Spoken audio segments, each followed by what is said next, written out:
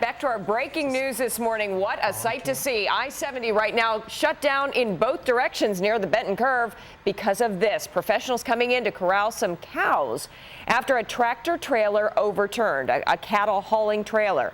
They can't start clearing the interstate until they get the cows all accounted for, taken care of. This one cow, as you can see, gave police quite a hard time running all over the interstate. Officers say they're trying to just kind of keep it calm until the professionals show up to round it up officially. It's all happened about 4 o'clock this morning. Still an issue now at 5:46. The driver is expected to be okay, we understand, but his wife was rushed to the hospital, also with non-life-threatening injuries. Again, I-70.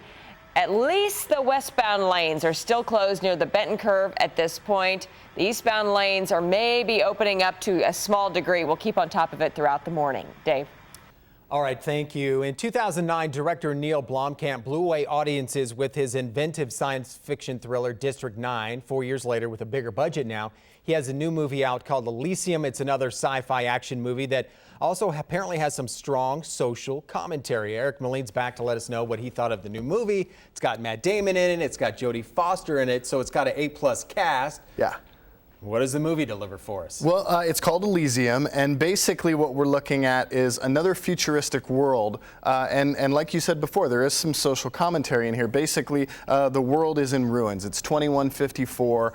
The world is one big slum. It's overcrowded. It's overpopulated. And by the world, you mean Earth? Earth, yeah, right, absolutely. Right. And so what we see here is this giant space station that's been built about 19 minutes by spacecraft above the Earth, where all of the wealthy people have gone. Okay. And they live up there in this fluorescent lit world that looks like Earth kind of did before it fell into the slums. And what happens is Damon's character, through a series of events, needs to go to Elysium, and he needs to, it's been his dream since he's been a child, he needs to go up there now to survive. Something happens that, that leads him up there. I mean, what we're looking at is basically an action film, but yeah, the social commentary is there. We're looking at immigration issues, we're looking at drone strikes. The 1%. Yeah, absolutely. Like. Yeah. And because the people in Elysium have these machines that cure all health problems, you could say this movie has to do with healthcare as well. Sure. Really, what's happening is that Blomkamp is using all of this as an excuse to build it around kind of a Hollywood-style action movie, which is different because District 9 felt like it was really un-Hollywood and kind of independent, but this one very much subscribes to those tenets. So Matt Damon is blowing people away, and there's limbs getting hacked off, and I mean, this is definitely a rated R. Sounds lovely. Yeah, this is a rated R violent film, and Jodie Foster plays this evil aristocratic woman with an accent that's all over the place. It's actually a lot of fun. I'm making it sound like kind of a slog, but it doesn't live up to kind of the promise of District 9. Right. Now, we've seen so many superhero movies over the summer.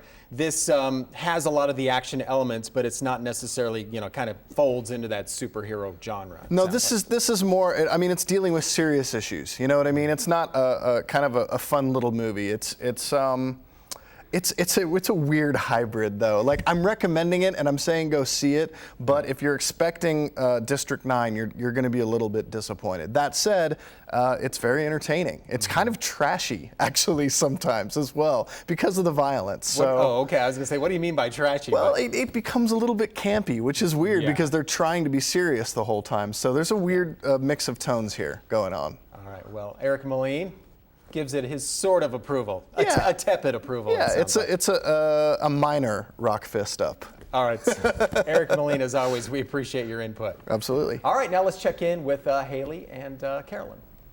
All right, well, we are continuing to track the weather this morning. Also, Gary, who's on this really crazy ride. He took the day off to do the saddle storm.